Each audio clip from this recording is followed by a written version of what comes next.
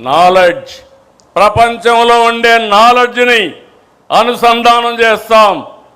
ఆకాశమే హద్దుగా మీరు క్రియేటివిటీ చేసుకోగలిగితే మీ క్యారియర్ కానీ రాష్ట్ర భవిష్యత్తు కానీ ముందుకు పోతుందని చెప్పి కూడా నేను మీకు తెలియజేస్తున్నా. అందుకే మీకు నచ్చిన రంగాన్ని ఎంచుకోండి, నచ్చిన మార్గంలో వెళ్ళండి. ఎంప్లాయీగా కాదు, ఎంప్లాయర్గా, ఆంటర్ప్రెన్యూర్గా, one family one entrepreneur is our goal. తప్పకుండా సాధిస్తాం.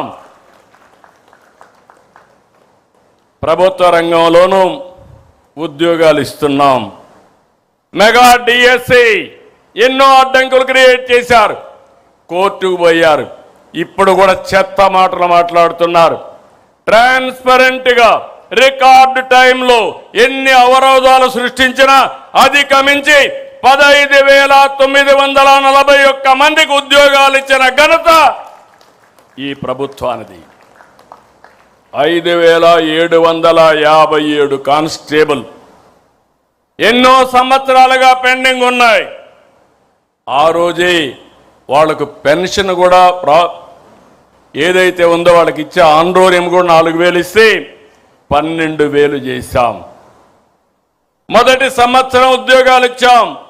రెండో సంవత్సరం క్యాలెండర్ ఇయర్ 2026 కూడా అనౌన్స్ చేశాం.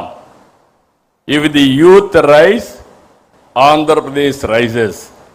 యువ శక్తిని సమర్థవంతంగా వినియోగించుకుంటే దేశానికి చోదక శక్తి అనేది మా నమ్మకం.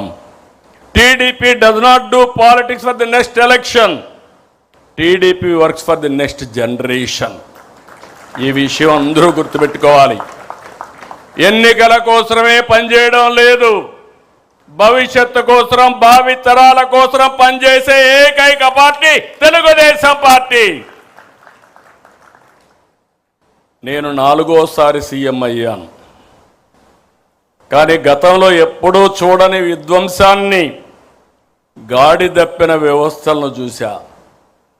ఆర్థికంగా రాష్ట్రాన్ని చిన్నాభిన్నం చేశారు. కేంద్ర పథకాల్ని సద్వినియోగం చేసుకోవాల్సిన వ్యక్తులు నిర్వీర్యం చేశారు.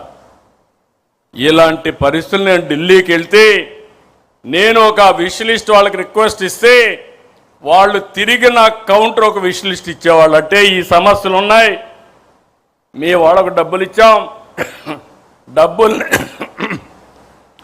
డబ్బుల్ని డైవర్ట్ చేశారు, ముందు అవి కరెక్ట్ చేయండి, అప్పుడే ఇస్తామంటే అడుగు అడుగు ముందుకేస్తూ అన్ని సమస్యలను అధిగమించి ఈరోజు మనం ముందుకు పోయే పరిస్థితికి వచ్చాం.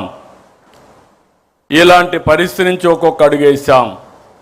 బ్రాండ్ని మళ్ళీ బిల్డప్ చేశాం. సమిక్షేమం, అభివృద్ధి, సుపరిపాలనతో పొరుగు రాష్ట్రాలు ఆశ్చర్యపోయే విధంగా పెట్టుబడులు ఆకర్షిస్తున్న ఏకైక రాష్ట్రం ఆంధ్రప్రదేశ్ రాష్ట్రం అనే విషయం మనం గుర్తుపెట్టుకోవాలి.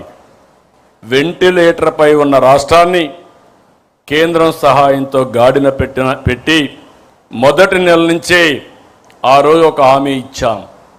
ఇచ్చిన హామీలు వీలైనంత వరకు నిలబెట్టుకుంటున్నాం. ఆ రోజు మనం జూన్లో ఎన్నికల ఫలితాలు వస్తే ఏప్రిల్ నుంచి పింఛను పెంచి ఇస్తామని అరియర్స్ కూడా ఇచ్చిన పార్టీ తెలుగుదేశం పార్టీ. ఇప్పటి వరకు 63,000 కోట్ల రూపాయలు ఒక్క పింఛను కోసం ఇచ్చాం. ఇది దేశంలో సమిక్షేమ రికార్డ్. 4,000, 6,000, 15,000, 15,000 రూపాయలు ఇచ్చే ఏకైక ప్రభుత్వం భారతదేశంలో. అతి పెద్ద డీబీటీ ప్రోగ్రాం, పేదవాళ్ళకి ఇచ్చే పెన్షన్లు. రైతన్న గత ప్రభుత్వం కేవలం 7,500 రూపాయలు ఇచ్చారు. అన్ని కార్యక్రమాలు రద్దు చేశారు, రైతును నిర్వీర్యం చేశారు. కడాన మైక్రో ఇరిగేషన్ కూడా రద్దు చేసే పరిస్థితికి వచ్చారు. ఈరోజు మీరు ఒక్కసారి చూస్తే 14,000 రూపాయలు ఇస్తున్నాం. మైక్రో ఇరిగేషన్కి సబ్సిడీని 90% వరకు ముందుకెళ్లే పరిస్థితికి వచ్చాం.